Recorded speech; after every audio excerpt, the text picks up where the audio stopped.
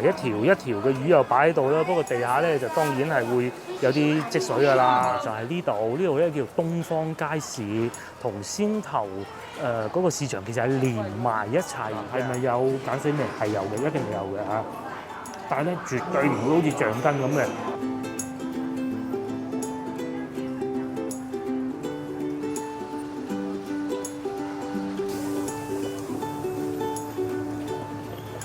Hello， 各位觀眾大家好，而家係晏晝嘅4點半。咁我所在位置就係中山八路啦。咁今日咧，我哋就會嚟洲滿呢度拍攝嘅。面前就係洲滿街的入口了。咁我哋咧就會喺呢度入去嘅。咁啱遇上呢個小朋友放學的時候啊，非常熱鬧。洲滿呢度咧係好多人居住嘅。我哋一路行一路講啊嚇。先同大家介紹一下洲滿呢個地方先。咁啊，地理位置係咁嘅。首先咧，佢南邊啊係接壤呢個中山八路、中山七路嘅。咁如果北邊咧係一路會去到大概差唔多東風西路，又或者西華路嗰個方向嘅。如果洲滿嘅西邊咧，就大概係荔灣路咁上下啦嚇。咁呢度咧，亦都係廣州其中一個老城區，但係咧佢又唔係話好似西關嗰種喎，西關嗰種係舊屋噶嘛，呢度就冇乜舊屋，冇乜西關嗰啲舊屋嘅。呢度咧係一個好多居民喺度居住嘅一個地方。因為以前咧呢度有好多工業企業啊，有好多廠房啊，咁廠房附近啊，國企啦嚇，咁咧佢哋係會有一啲宿舍喺呢度嘅，包括我一位好要好的初中同學，佢都曾經有一段時間搬過嚟呢度住㗎。咁啊，我係從嗰陣先開始認識洲滿嘅。及後咁啊，我就去到荔灣路嗰邊上班啦。咁啊，亦都會經常經過洲滿嘅。咁啊，一如以往都係咁熱鬧㗎啦。我哋嚟到呢個時間咧，因為剛啱係放學時間啊，啲幼兒園小朋友咁，所以啊更為熱鬧嘅。嚟到洲滿咧，最容易認得咧就係呢一條都唔知算唔算天橋咧，即是話喺呢間屋下邊經過呢個位置啦。咁我哋繼續往前行。你自己話。咁如果講到嘢食咧，最出名咧，其實就係洲記啊，洲記名茶居啊，好似係叫做。不過咧嗰個洲記咧，就其實真係越做越縮㗎啦，已經好似冇乜分店，同埋喺呢度已經冇咗佢嘅分店。同樣地喺呢度咧，亦都會有好多唔錯嘅中學嘅。咁啊，嗰啲係會比較老牌啲嘅。嗱，首先我而家講緊嘅咧，佢唔係話近10年、20年興起，佢洲滿呢度咧變成一個多人住嘅地方啊，其實已經係好多年啦，甚至比五羊新城啊。唔好講珠江新城啊嗰啲，其實仲要古舊，即係仲要有更耐歷史㗎。大家睇下對面嗰啲鋪頭就知道唔係話近20年、30年先至落成㗎啦嚇。即係最起碼我同學我讀緊初中嗰位同學嚟呢度居住，都已經30年以打上啦，係咪？咁與此同時咧，大家見到面前呢棟樓啊，其實咧佢就係接壤荔灣路同埋中山七路、中山八路嘅一個大樓盤啊，咁啊係都好多人居住嘅。咁如果大家都仲未知道大概咩位置咧，其實咧有個方法啊，係記廣州嘅旅遊景點比較好。其實喺我影片一路都會滲俾大家聽嘅，大家咁樣分就得㗎啦。大家記住中山路、中山1、2路我哋好少去嘅，記冧把2啊嘛。咁呢度咧就近中山八路。又或者譬如話西華路咁啦，你就記中山7路、中山6路咁就冇錯啦。如果有好多老廣州聽見我咁講，覺得你真係笑死人咩？但係你諗下，如果對於一個完全唔識廣州交通嘅遊客嚟講咧，其實咁樣係一個比較容易記嘅方法。而且大多數我同老婆喺市區裏邊拍攝嘅地方咧，大多數都你係記住中山8我哋今次去近中山8喎，咁就得㗎啦。譬如好似先頭我哋講西華路，咁咪近中山6、中山7咯。西門口咁咪近中山6、中山5咯。又或者北京路咁咪近中山5咯，咁係好容易記嘅。如果大家咧都仲未明白我意思咧，就係如果你係一個完全唔識廣州道路嘅遊客嘅話，呢個係一個好嘅方法。就正如果喺香港根本我都唔知道荃灣究竟係喺香港啊、九龍啊，定係新界，甚至乎離島都唔知嘅，係咁樣嘅 level 嘅。咁啊，我哋喺附近行下啦，大家睇下呢度啊，係咪有好多嗰啲舊嘅居民區？呢啲咧睇就知道唔係呢一兩年先至開始有人住嘅，係好多年㗎啦。通常呢啲舊嘅老城區咧，又會有麵包鋪啦，又會有水果店啦。咁啊，呢啲生意咧係幾好做，因為真係人夠多、人口夠多就得㗎啦。有地產中介啦，我哋等陣先至揾機會睇下附近嘅樓價。咁其實呢集影片咧係一位觀眾要求我過嚟呢邊拍攝嘅，但係佢冇要求我係拍攝具體到咩位置。咁啊，所以咧我今日嚟週末呢度行啫。而且你有另外一位觀眾咧，佢仲話想去睇下司馬坊，但係咧佢俾到一個地址咧，我完全揾唔到㗎。咁觀眾咧提供咗個地址就叫合德街，但係咧我真係揾唔到。佢話緊司馬坊嘅喎，咁啊或者我哋可能有機會去睇下啦嚇。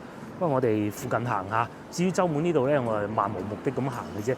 大概我女出世嘅時候咧，我就喺荔灣路嗰度上班嘅，喺嗰度咧會有一個小巴，坐小巴過去中山八路地鐵站，坐地鐵翻屋企嘅。咁啊，所以咧當時係會經常經過呢度嘅。咁嗰個小巴咧就會喺面前呢條路經過，所以對於我嚟講咧，就係嗰個時候開始對週末呢度印象加深，相對嚟講變得熟悉，就喺嗰個時候啦。嗱，喺啲小區下邊咧，啲街坊啊打下羽毛球啊，喺度飲杯啤酒啊，傾下偈啊，閒話家常。其實咧呢啲就係我哋老廣州最中意的生活啦。其實就係以前喺嗰啲橫街窄巷裏面咧，佢哋喺度連天的生活。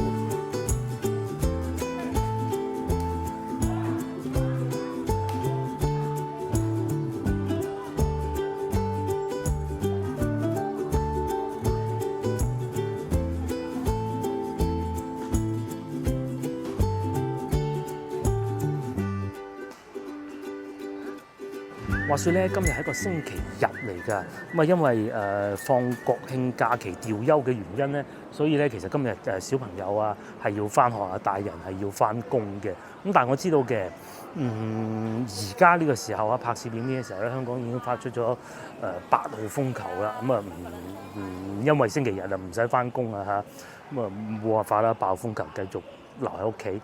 咁啊，但係咧，大家睇見咧，啲樹木都唔會話喐得好犀利喎。咁所以咧，啲街坊市民又可以落嚟打下羽毛球啊，傾下偈，同埋咧，而家呢天氣超級舒服啊，一啲都唔熱。而家嘅氣温應該係23攝氏度，喺條路度行緊咧，唔出汗啊！有啲長者咧，佢哋仲要着翻長袖添啊。同樣地，喺呢度有好多屋咧，都係1樓都會有人住㗎。所以咧，同去到海珠區啊、西關啊，有啲住1樓嘅居民一樣咧，佢哋係都會攞個圍欄咁樣攔住嘅。至於呢邊咧，小朋友就喺度好開心咁玩緊啦。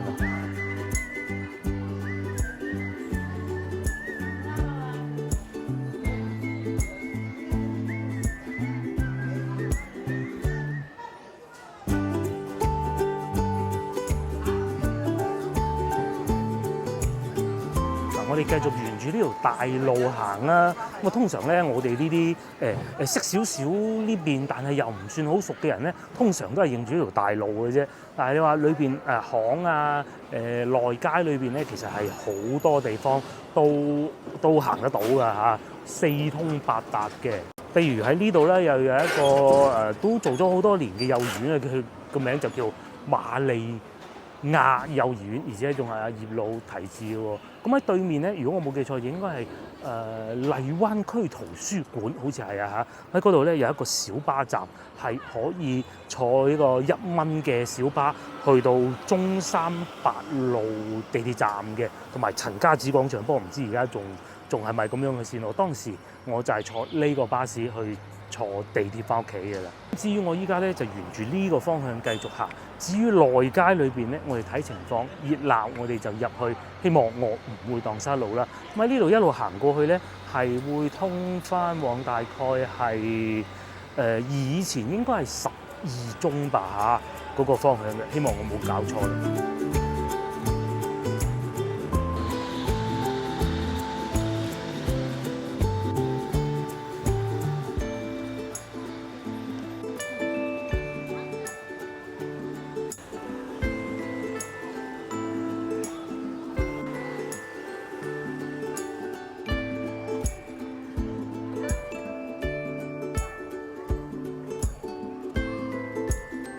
咁喺呢度附近咧，亦都係有市場，我記得應該就係嗰度啦。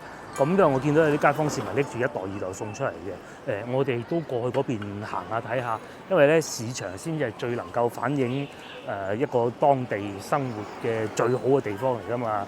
咁但係咧喺呢度咧，因為交通燈比較少啊，所以咧人揸電動自行車、踩單車係超快嘅。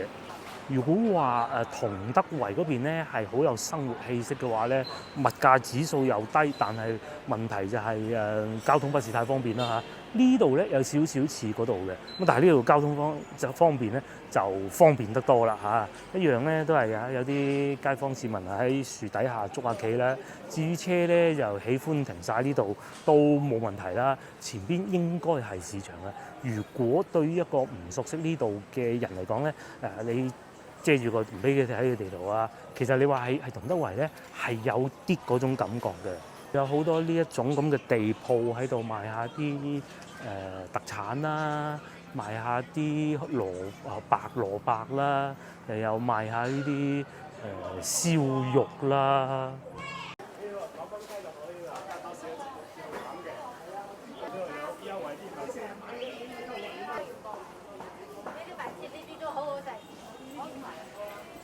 嗱，而家咧就差唔多5點啊！我哋入嚟市場室內呢度睇下，咁佢呢個市場係有室外又有戶外嘅。喂，呢度就室內市場啊，賣豬肉㗎啦。呢邊係賣蔬菜㗎啦。咁啊，我哋見到咧都係有明碼實價嘅。咁啊，如果同老婆嚟咧，佢應該都會喜歡啊。都唔係喎，都唔係全部明碼實價㗎喎。雞蛋8蚊3。26蚊一板，咁啊都正常價格啦嚇。哦，前邊好似仲熱鬧喎。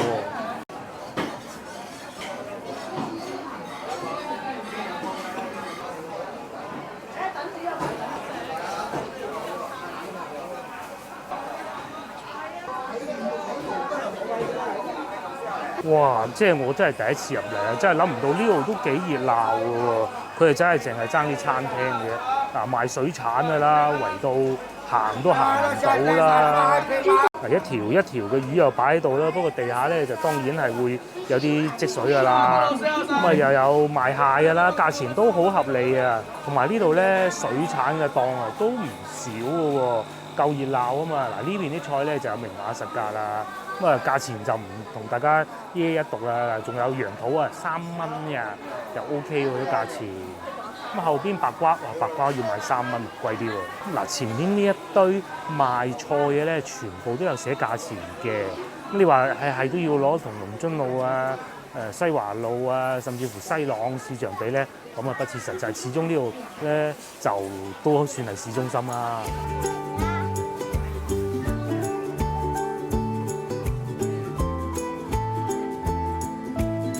喺市場出翻嚟，原來係呢度嚟嘅。不過我都唔記得大概咩位置啦嚇。周滿呢度就係咁噶啦。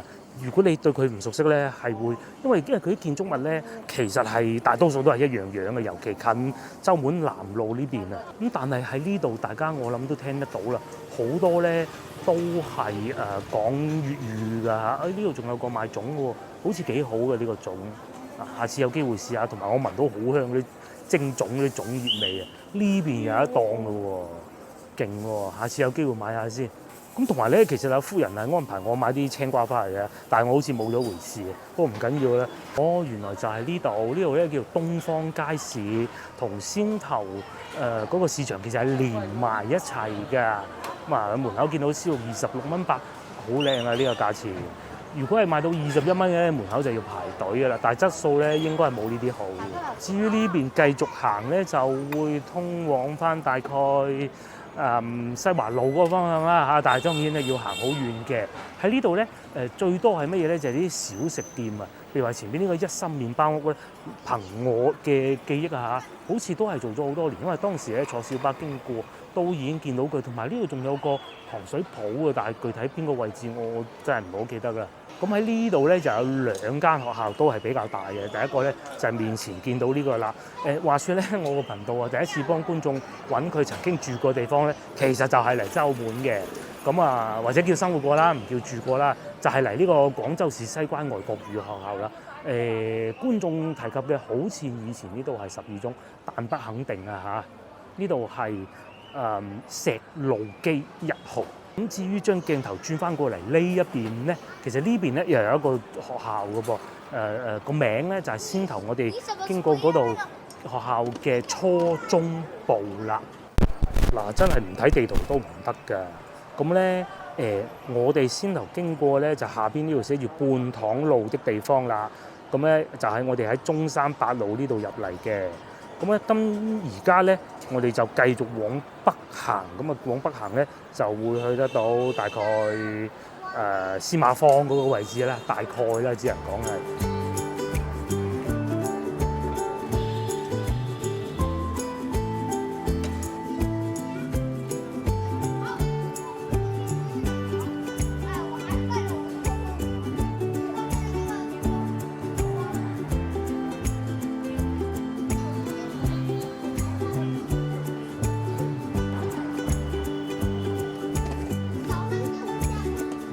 嗱，我而家行緊嘅路咧就已經叫洲門南路，又或者石路基嘅。我企喺呢邊咧就叫石路基，嗰邊咧就叫洲門南路，所以係咪好容易搞錯？不過通常我哋都統稱洲門嘅啫。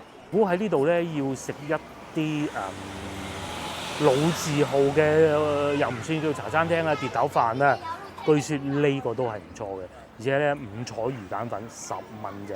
但係而家咧啱啱夠5點，我冇理由咁早食嘢嘅，行下先啦。如果喺呢度繼續往前行咧，兜兜轉轉啦，總之就係會出翻喺荔灣路嗰個方向嘅。咁我打算去嗰邊食一個竹升麵，亦都係做咗好多年㗎啦。咩洲門咩老字號竹升麵我都唔係好記得個名啦嚇。咁喺呢度仲要繼續行好長一段距離嘅。於呢邊咧，比先頭嗰度又不是那麼多人啊。譬如啱先我哋見到呢班叔叔喺度捉象棋啦。呢度咧就係我先頭經過嗰條路嚟㗎啦。咁我會繼續沿住呢條路往前行嘅。嗱，大家睇唔睇見前面嗰個小巴咧？就係我先頭講我以前成日坐嗰個小巴啦。而家佢係去到南岸路總站咯喎。係啊，呢度離南岸其實好近嘅，同埋叫得石路基咧。如果熟知少少廣州嘅觀眾，熟知呢度附近嘅觀眾都知道，其實石路基咧係可以通往南岸嗰邊嘅。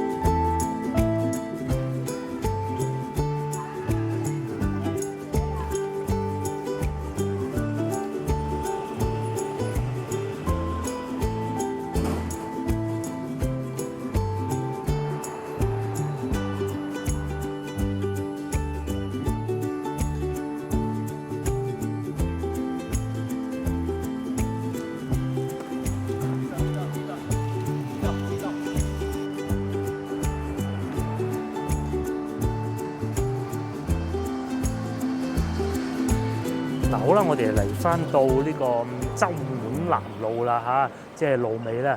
有觀眾曾經推介過呢個餐廳係唔錯嘅嚇，究竟係食咩嘅咧？其實我都係唔知嘅。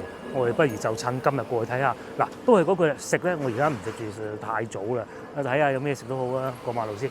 去先，食碟頭飯嘅，有燉老雞湯同埋香煎芋頭夾糕啦，又或者下邊呢個椰子燉老雞湯、韭黃滑蛋飯啦，33蚊，咁都幾好喎嚇！營業時間朝頭早10點半到晚上9點半嘅。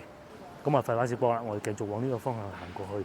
咁啊，大家再睇下呢邊，我哋成日咧分辨一個地方係咪老城區，喂，呢度都可以辨認得到啦，因為咧樹木夠多啊，而且啲樹咧唔似話近呢幾年先種上去嗰種嘅。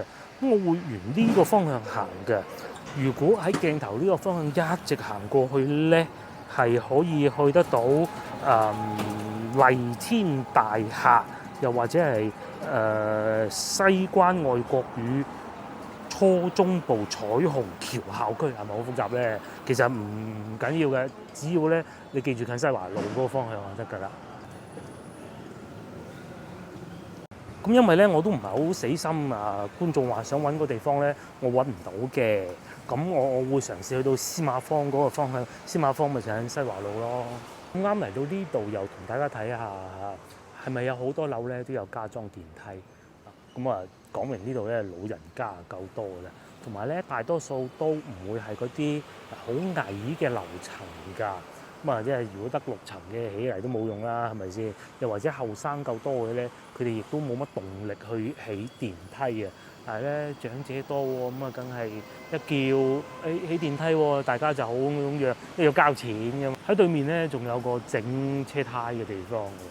話説係咁嘅，大家一直有留意我影片都知道，點解今次國慶節冇外出冇外遊咧？其實有個事情係咁嘅。第一因為打颱風啊，個颱風咧只不過吹慢咗啫。原先咧按預報咧係國慶節假期後嗰幾日嘅，慢慢都諗唔到，其實而家先至吹到去大概香港以南嗰個位置嘅。咁可能廣州都真係冇乜雨㗎啦。咁呢個第一個。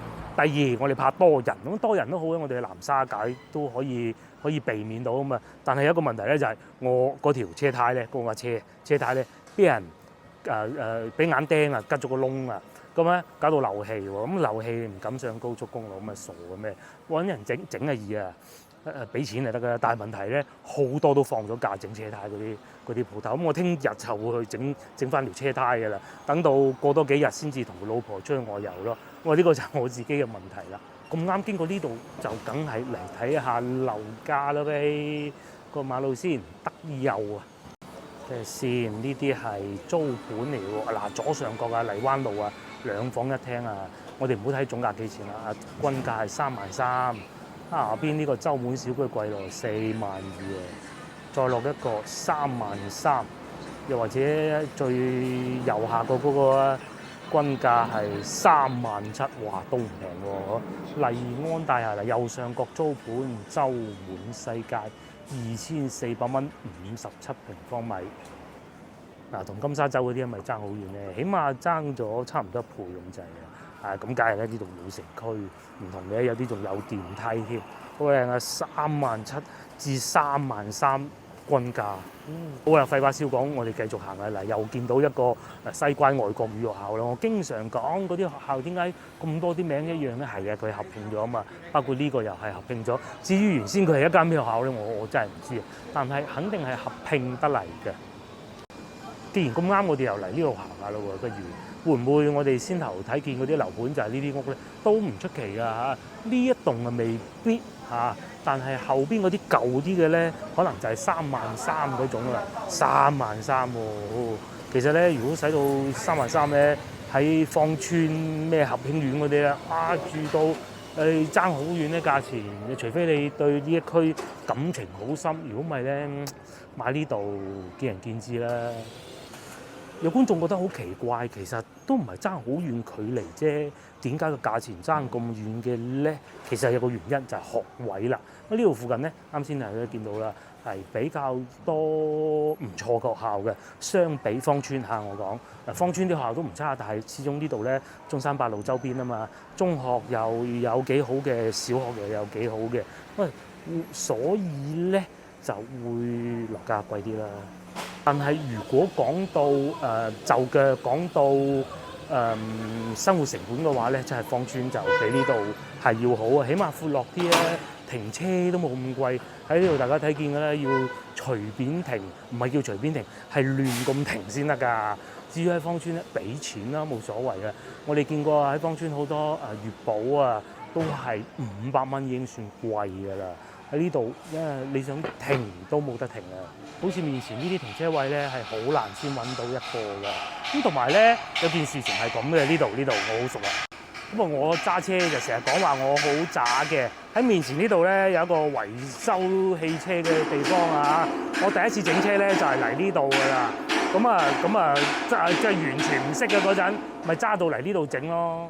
哇！呢度喺度揼緊鐵啊，咁鬼嘈嘅嚇！我哋不如試下喺呢度行翻出去。即係通常我個車壞咧，都係嗰啲小揩小碰啊、刮花少少啊嗰種嘅啫。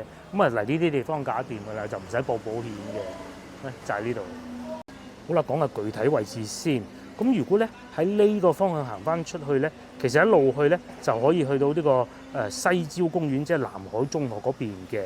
咁啊，我嘅計劃咧行去西華路小學呢邊，即係司馬坊嘅。咁啊，呢度都得，呢度都得。我哋一路往前行，向右轉。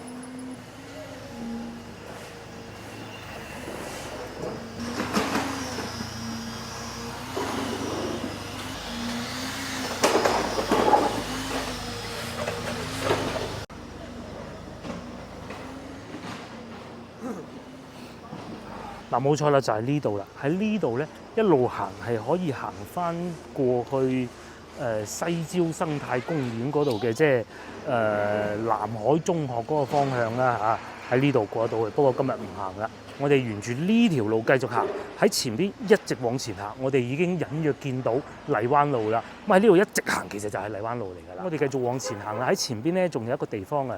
以前咧喺廣州咧要用石油氣瓶㗎。喺以前咧，廣州啊，仲要入嗰啲石油氣一樽樽，攞個鐵鋼瓶，咪叫鐵瓶啊，入咗佢，咁跟住咧就翻屋企煮飯嘅。咁啊，去邊度入氣咧？通常咧，一係你係俾錢人入嚇，俾錢人，人哋就幫你搞掂㗎啦。咁啊，仲有一種辦法咧，係專程自己攞個瓶過到嚟呢邊搞嘅。前邊就有一個啦，唔知而家仲有冇做？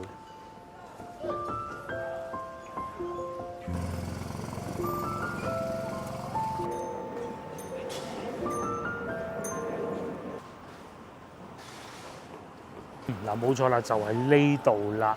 咁究竟係左邊定右邊？其實我都唔係好記得㗎啦嚇。總之當時咧，我見到有好多人咧攞住啲煤氣瓶嚟呢度入氣嘅。咁其實我見到嗰個時代咧，已經有好多屋企係裝咗管道天然氣啦，直接入屋嘅，因為唔需要用嗰啲一罐罐嘅鋼瓶嘅。但係都有好多，可想而知，如果唔係因為有天然氣入屋嘅話咧，呢度會更熱鬧啊！至於我哋要食嘅地方咧，原來就喺嗰度嘅嚇，洲滿傳統竹升麵，等我睇下咩樣先。咁如果唔係我想象中咁咧，就去第度食啦，去珍珍啦嚇。好似以前唔係呢個位喎。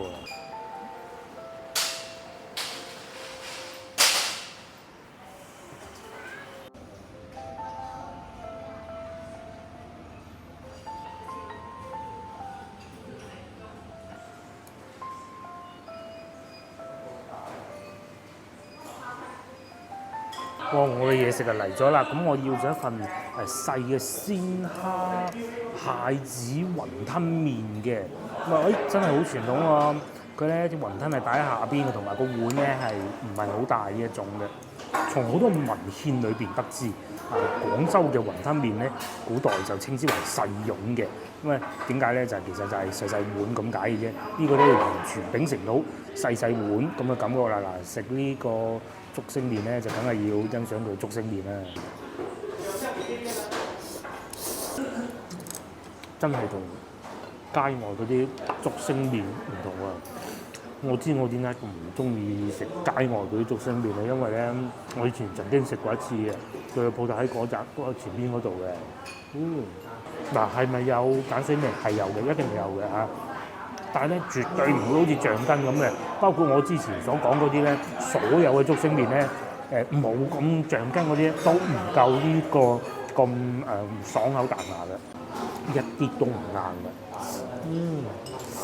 落咗少醋之後咧，嗰種鹼水味咧就冇晒，當然冇嘅。咁啊，跟住試粒雲吞嘅，佢係呢種嘅大粒嘅。咁我記得啦，我以前係食過嘅嚇。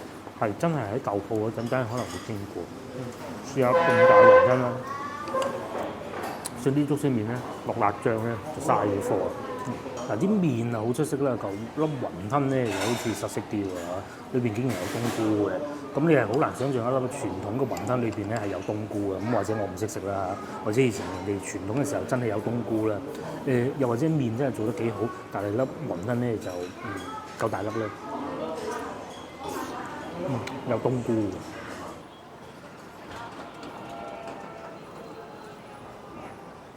好啦，我又食飽飽啦，大家睇上嗰一點咧。但係我可以同大家講咧，其實係唔飽嘅。個麵係真係好精彩嘅，完全唔會有話嗰啲鴨蛋嘅腥味啦，又唔會好硬啦。即係佢應該係發酵嘅時候，佢用得比較好吧。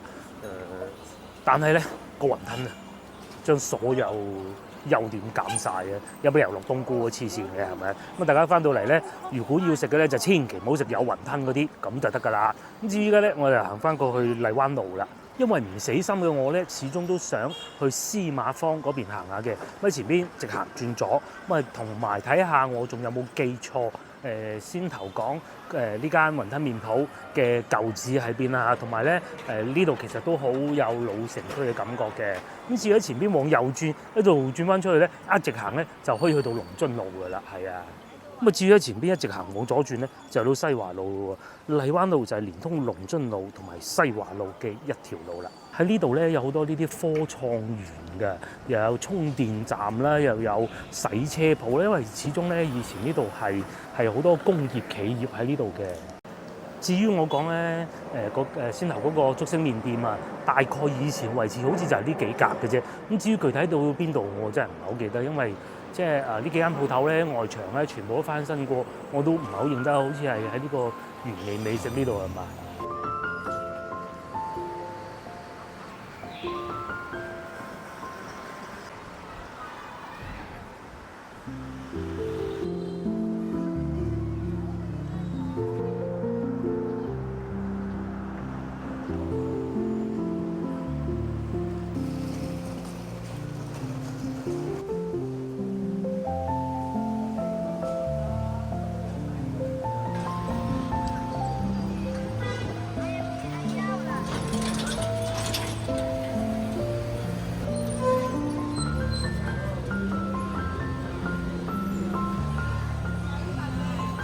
我哋又翻到嚟，大家非常熟悉嘅西華路啦。咁咧司馬坊咧應該就喺呢度入去嘅。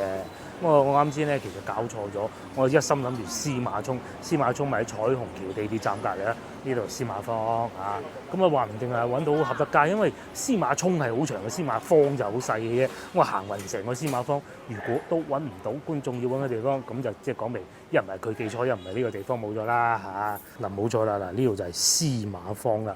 咁應該就係呢度嘅，咁啊又係呢一種啊好多樹木啊老城區的感覺了。等我揾下門牌先。咁但係咧，嗰個路牌門牌咧係寫住司馬街嘅，咁其實都係同一樣嘢嚟嘅啫。等我喺附近睇下先。呢度見到第一個門牌司馬街對面咧就寫住係西華路嘅。咁啊行翻出嚟呢條路仔，我又睇下先。呢條路咧喺前邊往右轉啊，其實係可以去翻東風西路嘅。咁啊又有家福燒臘。我記得啦，曾經同老婆嚟過一次。呢度都有碟頭飯食，早知啱先嚟呢度食啦，係咪先？點解有個燒鵝飯食下？咁喺前邊呢度咧都有條路仔入去啊，我記得。咁但係如果一直行咧，其實已經係東風路就不必㗎啦嚇。對面咧，我哋又見到司馬街1號。咁會唔會喺呢度行入去咧？又或者試試先啦。但係睇上去又唔似有其他路喎。今次真係前邊咧呢度咧就寫住司馬坊啊。司馬街、司馬坊其實就係以前西華路咧開始啊未有好多餐廳飲飲食嘅時候咧，最多咧就係嚟司馬街食雞煲啊。晚上10點做到至凌晨2點嘅。至於前邊呢度咧，叫做照壁街，呢度繼續係司馬坊。等我周圍兜下先嚇。不過咧，呢度實在太暗啦，同埋而家呢個時間咧都已經不早了，已經接近已經過咗6點咧。過咗6點咧，個天色咧就好暗啊。呢度司馬坊9號。咁啊，呢度又係一啲橫街窄巷，斷估裏邊都冇路行噶啦。我哋再行下呢度睇下揾唔揾到。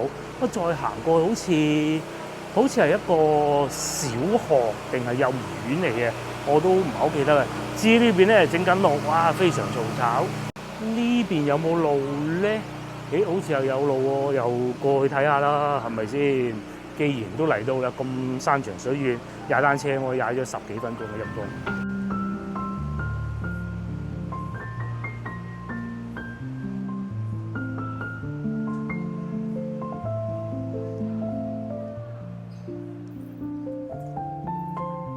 嚟到呢邊咧又開揚咗好多啊！咁啊前邊呢度如果我冇記錯咧，應該就係嘉禾苑啦，一個非常非常之好嘅樓盤。但係呢棟樓咧，我亦都去睇過啦，絕對唔係合德街啊嚇。咁或者係我就當係觀眾記錯，唔知啊。又或者有一種可能咧，就係以前其實係嘉禾苑呢個地方嘅嚇。咁然之後咧，就因為佢要起屋啊嘛，咁咧搞到咧就冇咗呢個合德街，都唔出奇嘅。點都繼續行。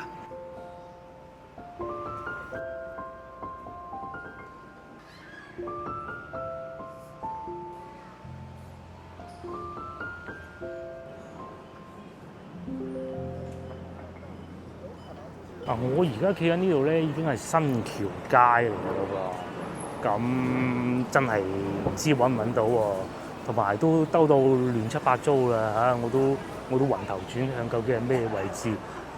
行下呢度入去裏邊咧，哦嗱，呢度又有個咁樣嘅喎，呢個叫多福美食館老字號咁樣，坐晒喺門口等位嘅喎，下次早少少可以同老婆過嚟試下。咦，咁熱鬧嘅噃，等我繼續揾下路先。咁如果真係揾唔到咧，可能就只能作罷啦吧嚇。就起碼今日最大嘅收穫咧，係揾到呢一個呢個多福美食館。咁至於呢度咧，又叫司馬街嘅。咁究竟係司馬街、司馬坊，其實都已經搞到亂晒龍㗎啦嚇。等我睇下前邊先。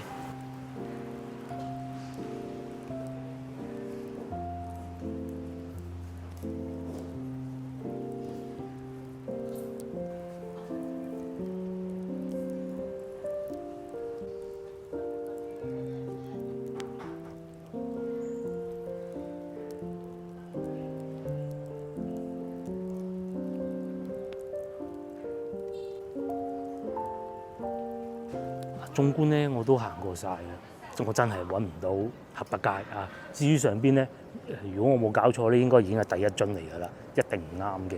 我喺呢度繼續行翻出去西華路嗰個方向啊，睇下揾唔揾到啊！因為咧而家天色啊逐漸變暗，而家冬天嚟緊啊，所以咧嗰啲熱頭啊好快就收㗎啦。又或者再睇下呢度，同埋咧呢度啲門牌咧嗰啲字真係好細粒㗎，好多咧我或者要錯過咗都唔出奇嘅。不過呢度咧又有個公園仔，啲街坊市民喺度遊玩喎。同埋啱先咧，我問過街坊啊，可能佢哋唔係喺度住咗好多年嗰啲啊，佢哋聽見耍手擰頭，完全唔知道係咩地方。佢話聽都未聽過。咁啊，可能咧淨係因為咁咧，應該都難揾到啦。